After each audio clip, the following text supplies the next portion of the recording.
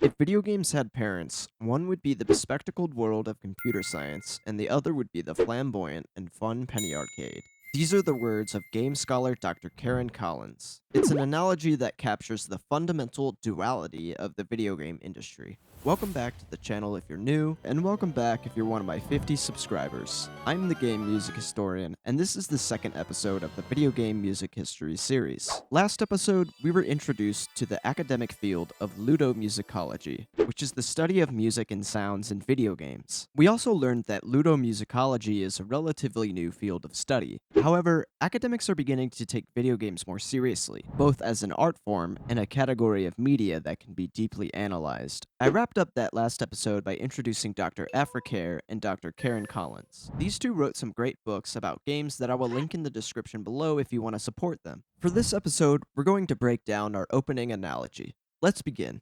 This analogy is in two parts, and its purpose is to highlight the historical traditions that underscore the practice of producing and consuming video games.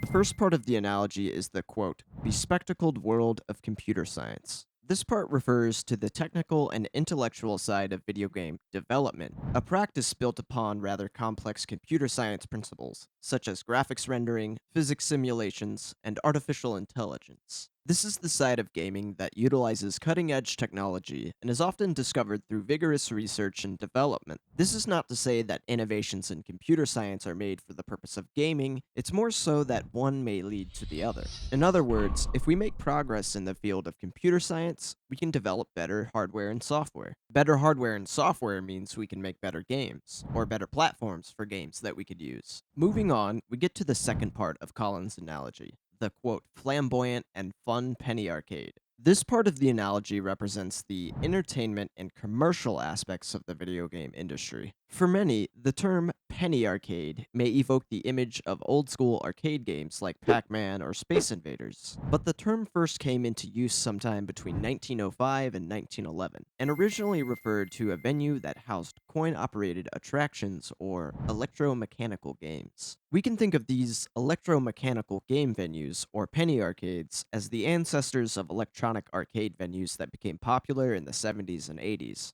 The games or attractions that you would find in an early penny arcade would often include mutoscopes, fortune-telling machines, strength testing machines, and love testing machines. You may have seen something similar to these games in your local mall, typically towards the entrance with the gumball machines nearby. These penny arcades also had non-electric pinball machines. These machines are like another ancestor or predecessor to modern video games, or at the very least, the predecessor to electric pinball and arcade machines. If we follow the lineage of the modern pinball machine back to the 19th century, we meet the bagatelle table. The bagatelle table is like the first common ancestor of modern billiards, foosball, and pinball machines. And you might notice that each game shares plenty of structural features with each other. The bagatelle later developed into the pinball machine and was first made famous by the ballyhoo design in 1931. This design was created by the founder of Bally Manufacturing Company, Raymond Maloney. Maloney's design was a huge success as it sold over 50,000 units within the first 7 months of its release.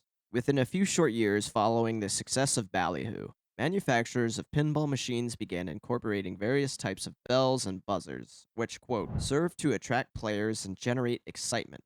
One early example of pinball game sound was found in the Pacific Amusement Company's 1934 production of a pinball machine titled Contact, which used an electric bell designed by Harry Williams of Williams Manufacturing. So why in the do we care about pinball machines and electric bells? And what does this have to do with the study of music and sounds used in video games? Well, if you think about it, this is perhaps one of the earliest historical examples of sound being used to accompany a gameplay experience. You see, sound is a part of gaming that we may take for granted. It could be one of those things that we learn to appreciate once it's taken away from us. Think of your favorite game of all time.